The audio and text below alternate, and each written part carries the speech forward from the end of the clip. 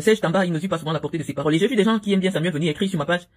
Finalement, ce Serge Tamba n'aime pas Samuel. Parce que malheureusement, lorsqu'il vient m'attaquer sur cet aspect de l'authenticité de notre vie, de notre parcours, et soit il est conscient que je viendrai m'appuyer sur tout ce qui est vrai ou faux dans la vie de celui qui le paye pour s'attaquer à moi. Et donc malheureusement, je vous ai dit, je suis quelqu'un qui a suffisamment d'informations sur les personnes, premièrement, que j'ai côtoyées d'une manière ou d'une autre. Et je suis aussi une citoyenne camerounaise qui a la possibilité d'avoir des informations les plus intimes de toute personnalité publique au Cameroun. Parce que nous sommes malheureusement, le Cameroun est un pays de droit qui autorise tout citoyen soucieux de connaître le parcours d'une icône, de se renseigner de manière suffisamment approfondie. Donc, je vous ai dit, je vais commencer par vous présenter parce que lorsque je vais parler de quelqu'un, je commence par me présenter moi-même. Hier, je vous ai présenté le relevé de notes qui m'a été expédié. Comme vous le savez, lorsque vous sollicitez un relevé de notes auprès de l'office du baccalauréat alors que vous n'êtes pas au Cameroun, sachez que c'est à l'ambassade du Cameroun que vous partez retirer parce qu'on ne remet pas ça à quelqu'un à main. C'est à l'ambassade du Cameroun, dans le pays où vous résidez, que l'office du baccalauréat transmet le document que vous avez sollicité auprès de cet organisme-là. Vous procédez aux vérifications du parcours de Samuel Eto'o pour établir. Parce que j'ai dit quelque chose qui, ma foi, si je suis dans la diffamation, devrait susciter des poursuites. On ne se lève pas et on accuse quelqu'un d'usurpation d'identité parce que c'est de cela dont aujourd'hui moi j'accuse Samuel Eto'o. Et je vais vous donner les éléments sur lesquels je m'appuie pour dire aujourd'hui avec force et conviction que Samuel Eto'o usurpe d'une identité qui n'est pas la sienne. Ou du moins, il fonctionne dans l'espace public avec une fausse identité. Donc ce que je dis, je vais vous expliquer pourquoi j'en arrive à cette conclusion. Mais avant de parler de Samuel Eto'o, je parle de moi parce que c'est sur ce sujet-là, sur ce sujet que je suis interpellé ce jour. Et donc, je vous ai montré un premier élément juridique qui est le relevé de notes du baccalauréat qui m'a été fourni par l'ambassade du Cameroun en France. Tim, que Samuel Eto'o, non, premièrement, n'utilise pas sa véritable identité. Deuxièmement, lui qui prétend combattre les faussaires, parce que vous avez entendu ces laudateurs, notamment un certain Patrick Bala Info, que j'ai découvert parce que lui aussi, depuis que nous avons commencé ce combat médiatique, s'illustre comme l'un des fervents supporters de Samuel Eto'o, et donc je ne peux pas ignorer ce qu'il fait. Donc je suis aussi en train de les aider à devenir des personnalités connues dans l'espace médiatique, même si nous sommes idéologiquement opposés. Donc le Patrick Bala Info nous a fait découvrir un extrait d'une interview de Samuel Eto'o, dans laquelle il dit qu'il est là pour combattre le faux, il est venu pour chasser les gens qui sont là pour faire le faux. On dit non, pour combattre les faussaires, il faut que toi-même, ton parcours soit clair, qu'il n'y ait pas des éléments flous qui t'entoure. Et moi, je pense que, au vu des informations que nous avons, nous sommes aujourd'hui en droit de demander à monsieur Samuel Eto'o quelle est sa véritable identité, ou du moins, qu'on nous renseigne réellement sur son véritable parcours, parce que, lorsque nous écoutons les interviews de Samuel Eto'o dit qu'il est né à Yaoundé, à Mvogada. C'est ce que lui-même dit dans ses vidéos, sauf qu'il oublie que, sur les papiers qu'il utilise, je vais vous montrer, en fonction de sa biographie officielle, on nous dit que, Samuel Eto'o, je vous montre ça en même temps, parce que, je vous ai dit, nous évitons de tomber dans le piège de la diffamation. On nous dit, Samuel Eto'o, fils, plus connu sous le nom de Samuel Eto'o, né le 10 mars 81 en Kong, à Yaoundé, au Cameroun, est un footballeur international camerounais. Kong, c'est à 15 km de Mbalmayo. Donc c'est pas Yaoundé, mais Samuel Eto'o dit que lui, il est né en Vogada. On aimerait bien que des gens qui ont fait l'école primaire avec Samuel Eto'o prennent la parole, parce que nous, moi, personnellement, j'ai déjà rencontré des camarades de classe de Samuel Eto'o d'une école privée catholique à Yaoundé. Nous avons même la comédienne Tonga, qui nous a dit qu'elle a été soit à l'école primaire, soit au collège, avec Samuel Eto'o. Lorsqu'on demande à Tonga, tu as quel âge? Est-ce qu'elle a fait 6e avec Samuel Eto'o? Elle dit qu'elle a 53 ans. Généralement, les enfants qui entrent en 6e ont eu le CP la même année. Donc, si une fille, une femme, moi je cite ceux qui sont publics, je ne veux pas citer ceux qui sont dans les quartiers à qui on ne donne pas la parole, je cite des personnalités publiques, qui après mon direct peuvent prendre la parole pour dire si ce que je dis est vrai ou pas. Parce que lorsque vous avez une personnalité de mon rang qui prend sur elle de dire certaines choses, les communicants, pour nous apporter la contradiction, doivent clarifier, parce que nous tenons en haleine d'opinion. Vous avez vu la vidéo qu'on a faite hier dans la nuit, elle a 30 000 vues maintenant, c'est-à-dire à peine 10 heures. On a fait la vidéo à pratiquement 2 heures du matin, et il y a déjà 30 000 vues. Ça veut dire que c'est un débat qui intéresse les Camerounais pour connaître, premièrement, la moralité, la personnalité de celui qui est aujourd'hui en charge de conduire la pupille, c'est-à-dire l'équipe nationale, la vie qui tient les Camerounais en haleine, qui gère le football camerounais. Les gens veulent le connaître. Et donc, lorsqu'il vient combattre les faussaires, on demande que lui-même montre patte blanche. Et nous disons que, puisque nous sommes interpellés sur la question, premièrement des parcours et de l'authenticité des diplômes, nous avons demandé à ceux qui ont connu Samuel Eto'o dans son enfance de s'exprimer. Et donc, nous avons retrouvé une interview de la comédienne Tonga, qui dit qu'elle a 53 ans, c'est-à-dire née en 1972, et qui aurait fait, on va vous dire, Nyanyen Debi Samuel, né le 10 mars 1972, a bien obtenu un certificat d'études primaires. Donc, je pense que les communicants de Samuel Eto'o ont désormais une arme contre moi pour me décrédibiliser. Vraiment, moi, si ils apportent la preuve que Samuel Eto'o a un CPE avec un autre nom, moi je me déconnecte de Facebook. Parce que, venez plaquer sur Facebook le certificat d'études primaires de Samuel Eto'o, authentique, avec l'année d'obtention, le centre d'obtention, et tout le monde peut vérifier. Je pense que c'est une occasion en or pour vraiment me faire passer pour la plus grosse affabulatrice du Cameroun. Donc nous avons posé cet élément, et nous disons que lorsqu'une personne veut passer à une élection à la FECAFOOT, avec une fausse identité, hein, la loi camerounaise dit que tout Camerounais ayant obtenu une nationalité étrangère perd la nationalité camerounaise. Or, des documents existent. Des attestations de sa nationalité espagnole existent. Comment se fait-il que sa candidature ait été retenue à la FECAFOOT, sachant que l'une des conditions primordiales pour déposer sa candidature, c'est d'être camerounais. Donc nous pensons que une personne qui est contre le faux ne doit pas s'accommoder du faux quand ça l'arrange. Nous disons des choses suffisamment graves. Nous pensons que nous savons déjà qu'Eto'o est sur nous direct et qu'il est très sensible à ce que nous disons. Nous pensons que, trêve de plaisanterie, il est temps qu'il lève le voile sur cette rumeur qui devient pesante. Mais nous savons que ce ne sont pas des rumeurs, puisque nous avons pris le soin, avant de prendre la parole, de vérifier et d'avoir des gens qui peuvent, de manière officielle, vous dire si oui ou non, effectivement, un certain Samuel Eto'o a existé dans une école au Cameroun. Le ministère de l'Éducation nationale peut vous dire si un certain Samuel Eto'o a composé le certificat d'études primaires au Cameroun. Donc, très vite, ce débat sera balayé, puisque si les communicants nous présentent son certificat d'études primaires, on n'aura plus d'arguments pour dire qu'effectivement, parce que ça fait déjà beaucoup de personnes qui l'accusent d'avoir diminué son âge. Nous avons, dans le livre Yvon Echepon de l'ex-compagne de Samuel Eto'o, Nathalie Kwa, découvert qu'il lui avait confié à elle qu'en réalité, il serait né en 1976. Elle l'a dit. En fait, c'est José Mourinho qui, lors d'une interview, révélait que, en principe, au vu des examens qu'on fait à des joueurs de foot, parce que vous savez que lorsque vous venez avec un joueur de foot, vous dites qu'il a 13 ans, les blancs ont les machines. Un enfant de 10 ans ne peut pas courir comme un enfant de 15 ans. L'enfant de 15 ans ira plus vite s'il joue avec les enfants de 10 ans. Donc en réalité, si pendant toute sa carrière, Eto'o a joué avec des gens qui n'ont pas son âge, c'est normal qu'il ait eu pendant longtemps un niveau au-dessus de ses congénères, parce que malheureusement, lorsqu'un joueur de foot de 20 ans joue avec des joueurs de foot de 15 ans, son niveau sera au-dessus. Donc, Samuel Eto'o n'a rien fait d'extra. Il a simplement triché pour avoir un niveau un peu au-dessus des gens avec qui il jouait en Occident. Parce que oui, malheureusement, vous savez, en Occident, les naissances sont informatisées. C'est-à-dire, dès l'hôpital, dès que vous sortez, pam. En fait, en Occident, dès que vous êtes encore dans le ventre de votre mère, on a déjà enregistré votre future naissance. Donc c'est impossible, personne ne change son âge en Occident. Et donc lorsqu'on vit avec un enfant du Cameroun qui officiellement a 13 ans, mais en réalité a 20 ans, on le met avec les vrais enfants qui ont 13 ans. Puisqu'il joue au foot depuis longtemps que vous, forcément, son niveau sera au-dessus.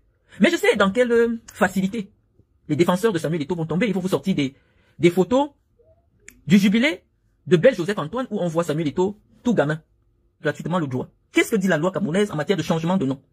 La loi camerounaise dit, c'est sur décret du chef de l'État qu'un Camerounais a le droit de changer son nom et il doit justifier les raisons pour lesquelles il estime que son nom est un handicap pour lui. Par exemple, quelqu'un peut s'appeler, les licences à la FECAFOOT étaient différentes des documents officiels de l'État du Cameroun que nous avions. Et j'ai eu une position assez incompréhensible sur la question parce qu'il s'agissait du joueur Douala, le jeune Douala, le joueur métis.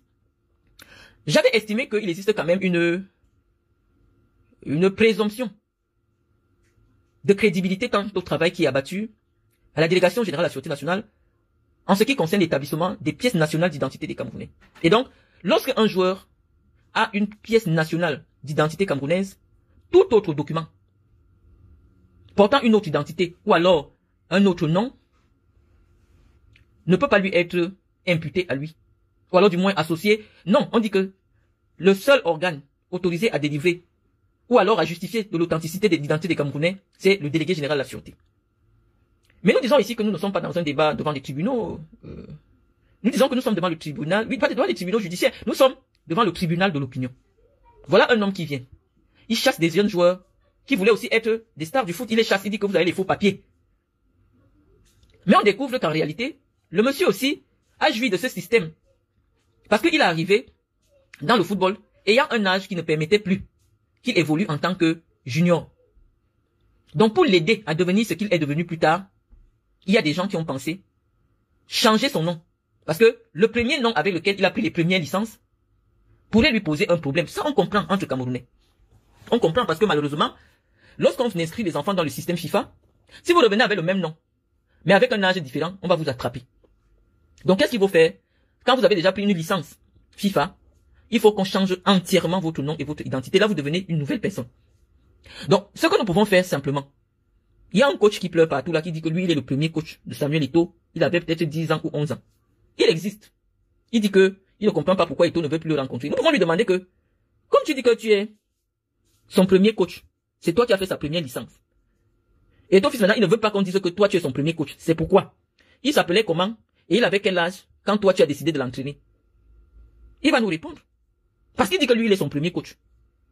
Donc nous alignons quand même un certain faisceau d'indices. Et maintenant, au-delà des indices, au cours de cette enquête, il va être palpitante sur la personnalité de celui qui s'érige en donneur de leçons à l'Africa Foot. Nous allons un peu questionner l'entourage de Samuel Eto'o. Serge Tamba connaît Samuel Eto'o depuis au moins 20 ans aujourd'hui. Si nous demandons à Serge Tamba, comme lui il n'a pas de diplôme, il ne s'en cache pas, je vous ai dit que s'il avait seulement le CPE, Mendoza allait le recruter, c'est ce que Mendoza m'a dit. Et à l'époque, la famille de Serge Tamba disait que c'est parce qu'il était tombé malade, on peut comprendre, il ne pouvait pas aller composer. Il était tombé malade, il paraît qu'il y avait une maladie dans les années 70, le paludisme. Lorsqu'on pouvait pas vous faire l'injection, ça vous rendait paralysé. Donc on peut comprendre pourquoi Tamba n'a pas pu aller composer. Mais on peut comprendre pourquoi Tamba n'a pas pu continuer une scolarité. Parce que c'est pas évident à cette époque-là, la prise en charge d'un enfant avec un handicap. Mais si on demande à Tamba, depuis combien d'années tu connais Samuel? Moi je vous dis que en 2013, ça fait 12 ans, Tamba connaissait déjà Samuel, ça faisait au moins 8 ans. Donc, je suis en train de dire, si on demande à Tamba que, Tamba, tu as quel âge? Tamba lui ne se cache pas. Quand Tamba vous dit que j'ai 53 ans. Généralement, les enfants qui commencent à marcher très jeunes, en fait, les enfants qui sont amis très jeunes, sont généralement de la même tranche d'âge. Est-ce que Tamba, qui a 53 ans, peut marcher avec quelqu'un, un enfant dont il est de 10 ans, l'aîné? Moi, je sais pas, hein, je sais pas. Quand on voit Tamba physiquement, et on voit Samuel physiquement, on se dit, ils sont de la même génération, puisqu'on peut prendre les photos de Tamba avant. Vous avez 53 ans que c'est beaucoup, non, c'est 72. C'est des gens il y a 10 ans qui étaient des petits jeunes. Il y a 20 ans, c'était des petits jeunes. Donc, Tamba. D'ailleurs que Tamba même, c'est même pas 72. Parce qu'il dit que, Tamba dit que, Franck Biya, c'est son petit frère. Et nous savons que Franck Biya, lui n'a pas diminué son âge. Parce qu'il a grandi devant les yeux des Camerounais. Franck Biya est né en 1971. Avec Franck, sont tous nés en 1971. Je crois que le premier fils de Mendoza, avec qui Franck Biya a traîné pendant un moment, est né en 1971. Tous ses amis avec qui il traînait à ce moment-là sont nés en 1971. Donc, c'est sa génération. Mais Tamba dit que Franck Biya est son cadet. Donc, Tamba peut être né en 1970 ou 69. Donc, Tamba que vous voyez là, lui, il a 54 ans au moins. Et il n'a jamais appelé Samuel que mon petit frère. Non. Samuel ne l'a jamais appelé que grand frère. Non, parce que les deux savent qu'ils sont de la même génération. Ils traînent ensemble depuis plus de 10 ans. Ils sont de la même génération. Nelly Armel, c'est à toi que je vais demander d'aller te reposer. Parce que Samuel et Georgette. Et donc, si on nous dit qu'aujourd'hui, Georgette fait 54 ans, pendant longtemps, physiquement, Georgette et Samuel étaient de la même génération. Donc nous avons un certain nombre d'indices qui nous poussent à croire que, oui, les gens Georgette Eto'o a fait sur elle comme chirurgie. Georgette Eto'o s'est mis une fausse poitrine. C'est tout ce qu'elle a fait. Mais Georgette n'a pas encore fait des injections de botox puisque lorsqu'elle sourit, on voit bien la ride du lion qui apparaît essentiellement lorsque quelqu'un atteint la cinquantaine. Quand elle rigole, on voit bien les rides du lion. Ça veut dire qu'elle n'a pas encore injecté le botox.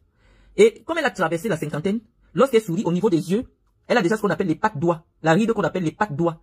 Ça signifie, quand vous voyez une femme avec ces rides-là, ça signifie que elle a déjà dépassé 50 ans que de quelques années.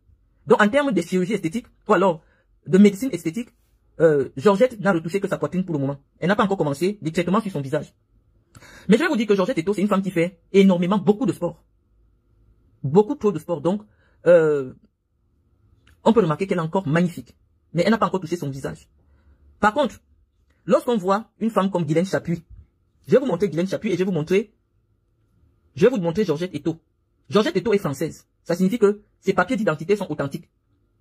Parce que pour qu'on valide vos papiers, en tant que française, même si c'est un faux acte que vous avez fait au Cameroun, la France envoie d'abord la vérification. Ça veut dire que vous avez fait un faux qui était vrai. Donc sur l'âge de Georgette, il n'y a pas trop de débat. Je vous ai dit, il y a 2 éléments qui concourent à dire que Georgette a effectivement 54 ans.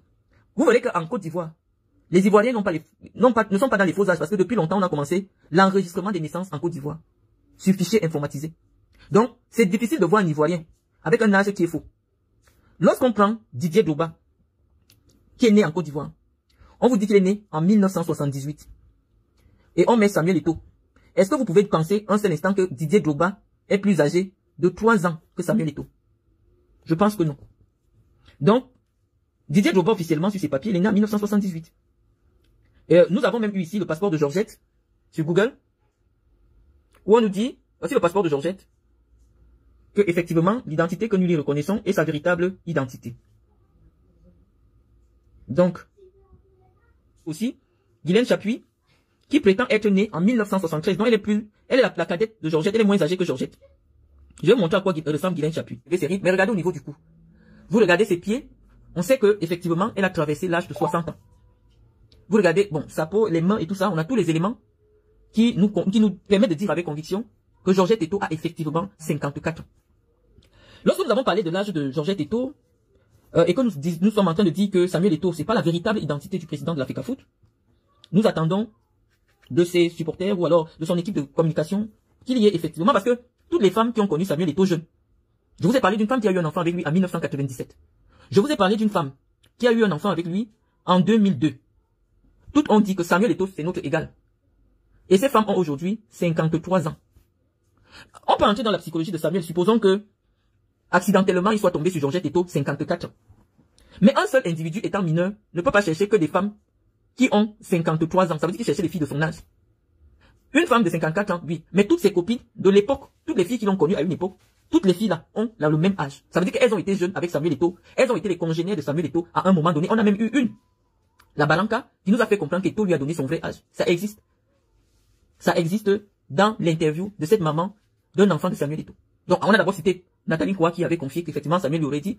Mais on a déjà 2 témoins qui peuvent nous dire, ou 3 témoins avec Tonga. Parce que Tonga a dit qu'elle a 53 ans et elle était à l'école primaire avec Samuel. Moi je veux comprendre comment des gens qui ont 10 ans d'écart ou 7 ans d'écart peuvent être dans la même classe à l'école primaire.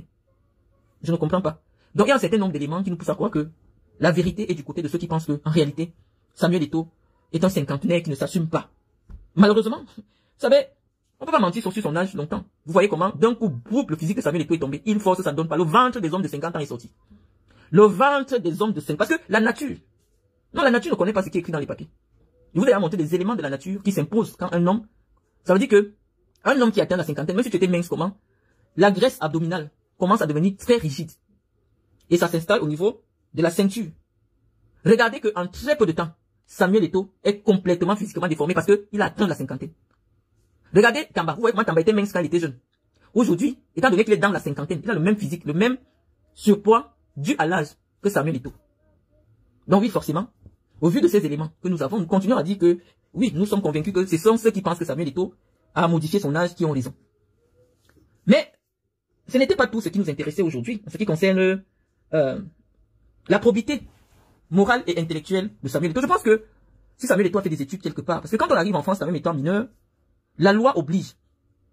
Si vous arrivez en France avant l'âge de 16 ans, quelle que soit votre nationalité, parce qu'on sait que dans la biographie de Samuel Eto'o et que les journalistes français et camerounais se délectent souvent à nous raconter, on nous dit que Samuel Eto'o se serait à retrouver en France sans papier, au point d'être rapatrié au Cameroun. Or, d'après les lois nationales et les conventions internationales qui régissent le droit des étrangers en territoire français, aucun mineur, je vous dis, aucun mineur ne peut être rapatrié. Pourquoi? Parce que la France a mis sur pied, a signé des conventions de Genève sur la protection des mineurs non accompagnés, qui l'oblige à accueillir sur son sol des mineurs qui se retrouvent sur son sol, de les encadrer, de les protéger, de les scolariser. Donc si on nous dit que Samuel Eto'o est arrivé sur le territoire de la République française avant 1998. Pourquoi je vais dire 1998? Parce qu'en 1998, moi c'est la première fois que j'ai vu Eto'o à une Coupe du Monde. En 1998, c'est la première fois que je voyais Eto'o en tant que le plus jeune joueur de la Coupe du Monde. Or, à cette époque, avant 1998, Eto'o avait officiellement 17 ans. Il avait déjà été rapatrié de la France. Je vous dis que les lois de la France, si vous atterrissez en France, vous avez 17 ans, un mineur en France n'a pas le droit d'avoir un titre de séjour, puisqu'on dit qu'il n'a pas encore atteint la majorité. Et on dit que, Eto'o étant déjà le grand joueur en 1998, comme vous avez vu, il s'est retrouvé sur la tête. Puisque tout le monde dit, même les journalistes français, il a été sans papier en France. On dit non, un mineur sur le territoire français ne peut pas être appelé sans papier parce que tant que vous êtes mineur, personne ne vous demande les papiers parce que les mineurs n'ont pas de papier en France. Les mineurs sont pris en charge par l'aide sociale à l'enfance. L'ASE. Lorsque vous arrivez en France étant mineur, vous n'avez pas vos parents ici. L'État vous prend comme sa pupille. Et vous êtes encadré jusqu'à votre majorité. Et je vais vous dire ce que dit la loi française pour les enfants qui ont été accueillis par l'ASE. La loi française dit, dans le CCEDA, dans le code d'accueil des étrangers sur son territoire, que tout enfant qui a été pris en charge par l'ASE a automatiquement le titre de séjour à sa majorité.